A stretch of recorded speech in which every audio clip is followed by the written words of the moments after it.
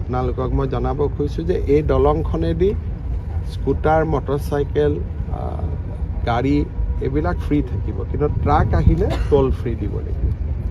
অকল ট্ৰাকৰ কাৰণে আমি এইকাৰণে টোল ফ্ৰী ৰাখিম যাতে মহানগৰীত বহুত ট্ৰাক সোমাই পেলাই মহানগৰীৰ পৰিৱেশটো বেয়া নকৰে। সেইকাৰণে ট্ৰাকটো টোল দি ট্ৰাক সোমাব, কিন্তু গাড়ী মটৰচাইকেল এইবিলাকত কোনো চিটি বাছতো টোল নালাগে। কিন্তু যদি নাইট ছুপাৰ আহে তে লাগিব, মানে যিখিনি সৰ্বসাধাৰণ মানুহ অহা যোৱা কৰে তাতে টোল নালাগে।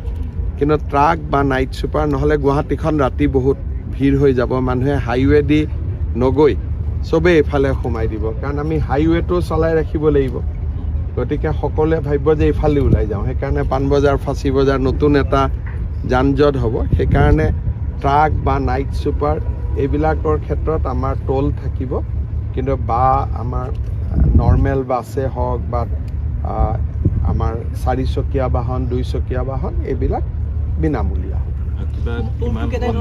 এতিয়ালৈকে ঠিক কৰা নাই, কিন্তু আমাৰ উদ্দেশ্যটো হ'ল তেওঁলোক যাতে নাহে, আমি বস্তুটো অহাটো বন্ধ কৰিব খুজিছোঁ। এনেই নহ'লে কি হ'ব, গোটেই গুৱাহাটীৰ মাজত যিমান হাইৱেৰ পৰা, কাৰণ গৌৰীপুৰৰ পৰা ইয়ালৈকে 6 মিনিট লাগিব, সেইটোৰ সুবিধা লৈ পেলাই গোটেই ট্ৰাক মুভমেণ্টটো ইয়ালৈকে আহি যাব, গোটেই গুৱাহাটীখন ট্ৰাকৰ এটা ভিৰ হৈ যাব। আৰু ৰাতি বোলে নহয় ৰাতি আহক, ৰাতি হ'লেও বহুত স্পীডত সোমাই আহিব, যান বাহন এক্সিডেণ্ট বাঢ়িব।